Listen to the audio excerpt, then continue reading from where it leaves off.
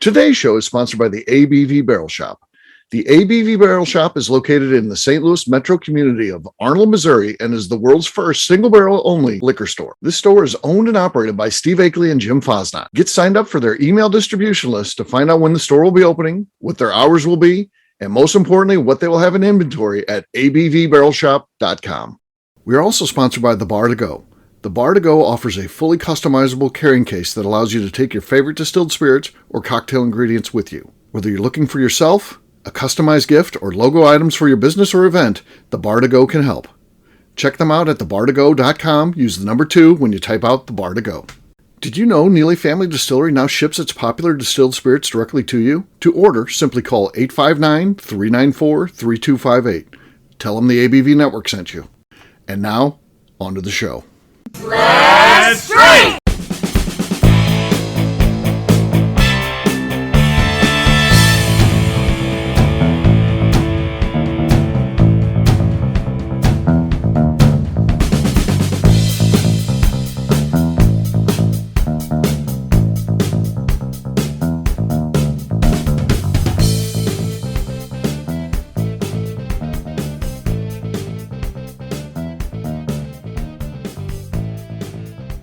Welcome to the Bourbon Daily, the podcast about everything bourbon delivered to you every day of the week. Today on the show, we bestow the virtues of Wild Turkey 101. My name is McNew. Please join me in welcoming my co-host, Miss Beka Sue, along with our special guests, Joe Ferrara, Heidi Fosnot, and Danny Kennard. Welcome, guys. Hey, everybody. Hey, everybody. Hey. Yes, so we've got a fun show today. We're talking about Wild Turkey 101. That should be a good one. Lots of memories of that. But to start off, we got some small talk. And Joe, you said you had something to talk about. This time of year, there's a lot of insects around. And there was one year where we were so infested with mosquitoes, we weren't able to walk outside. Have you guys had any kind of experience with bugs like that where you live? Well, we got the cicadas. Joe? Oh, cicadas, yeah. Yeah. Heidi, what do you got? Well, you missed this earlier, but I was in the pool today, and like I said, I was minding my own motherfucking business, and got stung by a wasp. Oh God! Out of nowhere. I wasn't even wasn't swatting it. I was just laying there on my float, and I was like, "Oh, what was that?" And then now I've got a big welt on my back. Oh God! Yeah, not happy. So, was there a wasp nest? Well, they've been really bad this year, so we've been spraying and putting out traps and everything. But I mean, they're around. We live in the middle of nowhere with woods and everything else, so those are really bad this year, and the ticks are really bad this year. Oh God, the ticks. Oh. Well, Heidi, I've heard, I don't know if it's true or not, but I heard if you take a brown paper bag and drop a ball in it or something and make it kind of round and then hang it up in certain places, that the wasp thinks that they are it's a hornet's nest, and they will leave the premises. That's just what I've heard. Oh, Heard that too. I will get Jim on that right away. Yeah, I say it's something to try out at least, right? Yes. McNew, you got any terrifying bugs that have been assaulting you? Last year, the mosquitoes were terrible. I love our back deck and backyard, and we finally built a fence so I don't talk to my neighbors. So it was nice out there, but the mosquitoes were so bad, it wasn't enjoyable, and nothing was keeping them away. Not the tiki torches, not citronella or anything.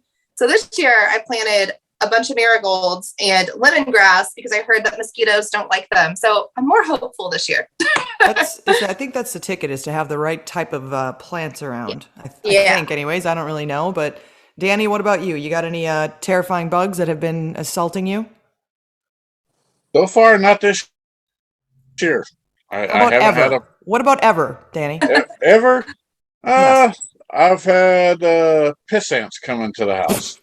Oh, That counts. I hate them little damn things. You know? Yeah, I say those are a problem for sure. I mean, the worst one here in Kentucky, I guess, is just which they're not even bad, but the cicadas. They're just noisy. They're noisy. They're noisy, but I think it's kind of a pretty sound. But they'll I don't want to say attack you. They'll actually just try to have sex with you if you're out there mowing the lawn or have a weed eater out. And so they'll attach to your back and be buzzing. But they don't bite. They don't even have mouths. So I think the cicadas are fine. But we do have a worm problem. Oh, worm problem? How does that happen? A worm problem. I've honestly, I've lived in houses with garages my entire life.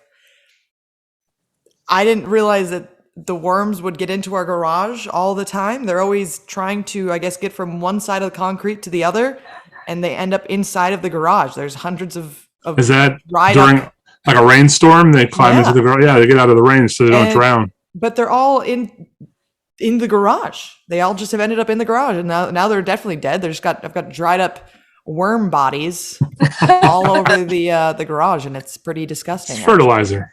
Yeah, it looks strange, and I like to walk around with no shoes on, so I often step on worm bodies. So besides Yeah. that, I was gonna say, if there's a way to make a worm trap, like a live trap, like they would be great bait if you wanted to go fishing. But I don't know how to trap a worm, so it's we can just dig in the dirt, I suppose. yeah. I mean, You just dig around or wait for a rainstorm, and they'll Yeah. do you have a they'll garden? Do you have a appear. garden going yet? What was that, Heidi? Do you have a garden going? Fuck no! Come on, no, I don't have a green thumb. I've got a bourbon thumb instead of a green thumb, so nothing's going to be growing here anytime soon. So, what is everyone drinking tonight, Danny? Let's start with you. You're in a different room than normal. It looks like Yes, I'm down in the basement tonight. you've been moved to the basement. Yes, for tonight. What are you drinking? Tonight I am drinking. You are drinking, yes. Yes, I'm drinking Buzzard's Roost. Nice. So, pretty good stuff. It's got something in my eye. What? It's barrel strength bourbon. So, Fantastic. Let's hear a pop. Do you got any a cork pop on that? squeaker. Squeak. Squeaks. All squeaks. Heidi, what do you got tonight? I am for this podcast. I'm going to drink some Wild Turkey 101. Fantastic.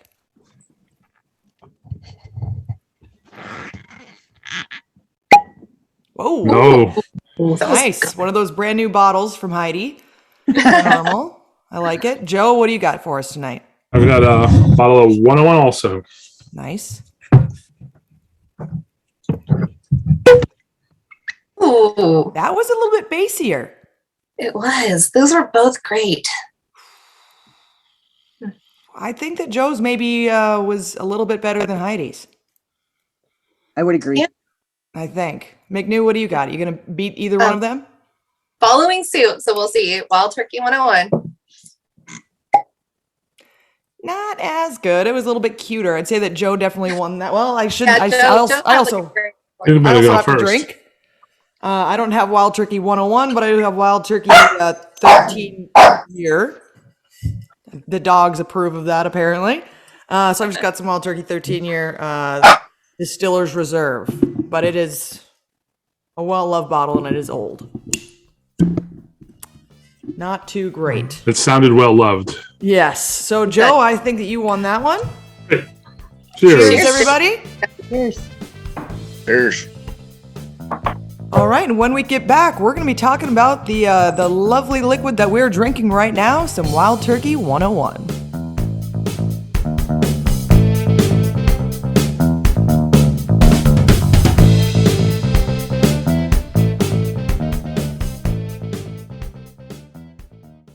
Let's talk about the people who make these shows happen. First up is the ABV Barrel Shop. The ABV Barrel Shop is owned and operated by Steve Akeley and Jim Fosnot in the greater St. Louis area. It is the most unique shopping experience in the world of bourbon, as the ABV Barrel Shop only focuses on single barrels. We aren't open just yet, but our plan is to have the most diverse single barrel offerings from our many friends in the world of bourbon. By signing up for a weekly email, you will know our entire inventory we have on hand. In addition to single barrels, we'll have a tasting bar and a gift shop featuring logo merchandise for both the shop and the ABV network, as well as a full curriculum of bourbon education classes. Additionally, we'll use the gift shop to feature products from our partners in the world of bourbon, companies like Art Eatable Chocolates and Old Man Bay Signs. Head over to ABV Barrel Shop to sign up for our email and text distribution list so you can stay in the know. Hi, this is Steve Akeley, owner of the ABV Network. We're sponsored by the Stave and Thief Society. This is where you, a bourbon enthusiast, can expand your knowledge and emerge a bourbon steward. In 2017, I completed my Executive Bourbon Steward certification. It's the most comprehensive bourbon certification program available and connects you with an expansive network of bourbon enthusiasts and professionals. Check out the full listing of in-person and online certifications and join the society today by enrolling at staveandthief.com. Okay, let's talk about Neely Family Distillery. In 2018, I met Royce Neely at an industry event. He started appearing on our shows, and we became friends during my frequent visits to Kentucky. Today, he's leading the way for young distillers making their mark on the bourbon industry. A visit to Neely Family Distillery combines family history, a look at what makes their products unique, and of course, a tasting through their whiskeys, moonshines, and creams. Check them out at NeelyFamilyDistillery.com and visit them in Sparta, Kentucky.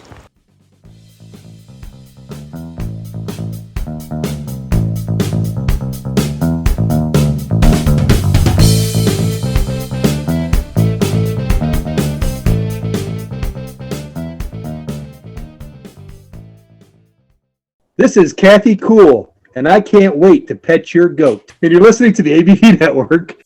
Welcome back to the Bourbon Daily. Today we are discussing Wild Turkey 101. Absolutely. So let's start this off. What are some things that you guys love about Wild Turkey? I feel like Wild Turkey 101 has a lot of memories behind it for a lot of people. But what's something that you guys all love about Wild Turkey 101? If you were a high school degenerate, this might have been, you got introduced to it pretty early in life. Yes, it was a younger. I'm not sure why it was something that all of us drank when we were about 16, 17 years old. And also, I don't know if you guys remember hating it back then or not, or if you guys liked it, but I know that my first experience was not of love with Wild Turkey 101. It was high proof, or so what I thought was high proof. But I don't remember loving it back then. Mine was a total different experience. Oh, let's hear it, Danny. I used to go to every high school party that we had, and to get into these parties, you had to contribute to the party. So what I would do is I'd have somebody go out, buy me a bottle of Wild Turkey 101, and then I would get them to also buy a 6-pack of the cheapest beer they could find. You know, the white can that just said beer on it. Mm-hmm. That was my contributed to the party. And I would always walk around with the Wild Turkey bottle. That's all I drank at the high school parties. Does that surprise anyone here? No. It seems like a Danny move. I feel like this would still be a Danny move. Maybe if he didn't have access to better bourbon, he'd be like, 101 is what I'm bringing to the party. Exactly. And that's fine. There's nothing wrong with that. No, Heidi, because I mean, it's affordable, it's bold, and I mean, it's an everyday drinker. I mean, it's easy to drink, and it doesn't cost a crap out of you. What is the price point on it currently? McNew, you've got a new bottle, or Heidi's got a new bottle, Joey got a new bottle. What is the price point on Wild Turkey 101 these days? I think I paid like $22.99 for it. Here in New York, it's about $26, $27 where I am. Yeah, we're like roughly 25, 27. That's not bad. It's on sale at Kroger all the time too. Like Kroger marks it down a lot, so usually cheaper than that. I'm not too far from Heidi, but I am a little bit of ways. But in my area, it's about $25, $26. I think that's a great price point. I mean, it's, with how many of these things get amped up and then the price jumps on them suddenly, I think that around $25 is a pretty good price for that. Now, I know that you see, how much media have you guys seen Wild Turkey 101 in? There's a song literally called Wild Turkey 101. I'm not sure if you've ever heard it or not. It is quite the song. But I feel like you see it all over the place. I really like the Matthew McConaughey commercials. Yeah, with his Long Branch. Yeah. But just him touring Wild Turkey and being there, like he was so involved, and I think that's really cool too. But Well, he keeps putting things on YouTube for Wild Turkey. Little, like now they're doing. I can't remember what it's called, but they'll interview with somebody and they'll sit down and they'll be drinking Wild Turkey 101 or what is the one? Long Branch is this other one? Yep. yeah, Long Branch. I mean, it's a great sipper. You guys are sipping on it right now. Yeah. I think it's easy. I regret thinking that it was so horrible when I first had it and people pass it around a party, someone like Danny passing it around a party and you're taking pulls out of it. But I'm not sure how many whiskeys taste fantastic when you're taking pulls out of them at a party anyways. Mm-hmm. True. Um, And that wasn't the point, was it? It wasn't the point to taste good. Like we all had a mission, and it was not to enjoy. It was Get not drunk to as be fast as possible Yeah, when it it's was not to be a 101 whiskey proof. connoisseur. It When, didn't matter how you did it. Oh, yeah. I've been drinking bourbon for 45 years, and back when I started, I would drink the Wild Turkey and then started drinking Maker's Mark, and I gradually stopped drinking Wild Turkey. Forgot how good it was. And then, years later, I was almost 10 years ago, so almost 30 years after I started drinking it, I was at a wedding and they had Jack Daniels, which I really don't drink anymore. And I just said to the bartender, is there anything else you have? And he poured me a Wild Turkey 101 and I took a sip and I was like, oh my God, this is really good. It had been so long since I had it. And maybe it was after drinking the Jack Daniels, it was just that much better. But it was like a revelation how good it is, and I've had a bottle here ever since in my collection's always one. I actually have a bottle signed by Jimmy Russell also. I think that it's one of those bottles that everyone needs to revisit. Yep. Because like I said, we just remember it being not that great and it tasting hot and it not being a fun thing to drink. But I think it's something that like every bourbon drinker should have on their shelf anyways. And everyone should go back to it. If they don't remember it being good, try it again because it's actually a lot better than your underage self remembers it being. Yeah. Which is kind of the case with a lot of whiskeys and a lot of bourbons and things like that you tasted back when you were underage. We do not promote that on the show, but Please be 21 plus. I grew up when 18 was the age to drink. Yeah, see, now that's okay. So Joe could drink. That's fine. None of us were doing that though. I started trying things around 16 though, so you're ruining my spiel saying we never did that. The other thing that I do like about the bourbon, the 101 bourbon and the 101 rye is that they're great mixers. You can, Yes, I wanted to say that. Cube in them, but they're great as mixers too. They really do stand up in a cocktail. Yes, I Good will agree. bourbon lemonade you don't with feel some 101. bad at that price point. Like it's a great price point to use as a cocktail mixer. Honestly, you don't feel bad about it at all. And it holds up in a cocktail. And that I'll tell you what, that Wild Turkey 101, the rye is absolutely fantastic. Fire. Yes. That one, I mean, I'm not sure the price point is on that one, but I also don't feel like I see that one as often. That one around me, 101 rye is around $21. I was going to say, yeah, That's it's cheap. right there. It was right there along with the bourbon. So If you want a good mixer for bourbon stuff, that one's, I mean, I wouldn't even mix that, but it's delicious. Right. Well, I think we covered about all the good things that we could figure out about our Wild Turkey 101. It's something that everyone needs to revisit. I think that's a delicious bourbon and it needs to be remembered. So that being said, let's see, where can we find everyone?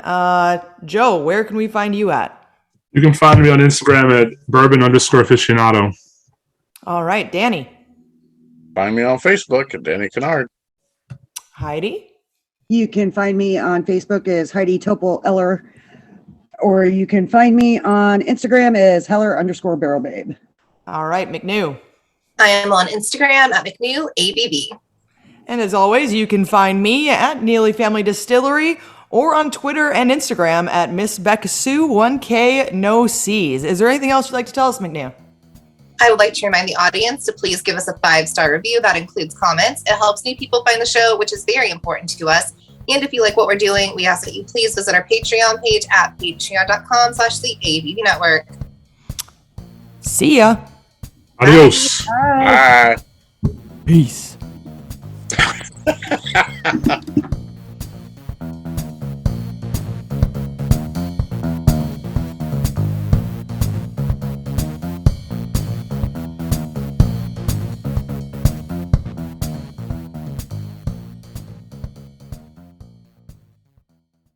Before we finish the show, let's talk about some great companies that support the ABV network. First up is Moonshine Still Pro. Moonshine Still Pro has a full line of products to help the home distiller.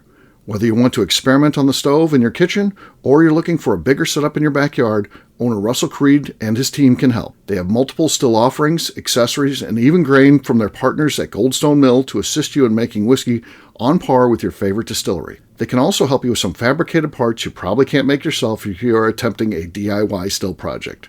Learn more or order your still or parts at moonshinestillpro.com. Another friend of ours is the Goldstein family at Goldstone Mill. The Goldsteins offer a variety of heritage and heirloom grains to make the finest whiskeys in the world. Plus, they are more than just a grain company. They are truly consultants to make sure the grains they are providing to you or your business meet your highest expectations. Additionally, they work with mills around the country, ensuring shipping is as low as possible for their customers. If you're a distillery, brewery, or even doing this at home, Goldstone can assist you. Check them out at goldstonemill.com, call them at 217-254-6613, or check in via email at hello@goldstonemill.com. Last but not least is the ABV Barrel Shop. While we don't get to play in the allocated bourbon game because we aren't selling the other products you have to do to get those, we do have access via our friendships in the bourbon industry to some really cool stuff. Have you ever seen your favorite craft distiller selling some really cool limited offerings only in their gift shop? I'm talking things like the hazmat offering Distillery 291 did for their 10th anniversary, or Neely Family Distillery's upcoming Papaw's birthday barrel. They don't have enough of it to send it out to distributors, so they only sell it via their gift shop. Well, companies like Distillery 291 and Neely Family Distillery have agreed to sell us 2 or 3 cases of these offerings moving forward, meaning our store will have the access to some of the rarest whiskeys in the world. Way more difficult to come by than the allocated bourbon offerings with the national release. Yes, they will be extremely tough to come by, but if you're a customer of our store, you'll have a chance to get them. Get signed up for our email or text list over at abvbarrelshop.com so you don't miss out. The Bourbon Daily is part of the ABV Network. For more information or to become a sponsor, please visit abvnetwork.com. Thanks for listening and cheers. This has been a Steve Akeley production.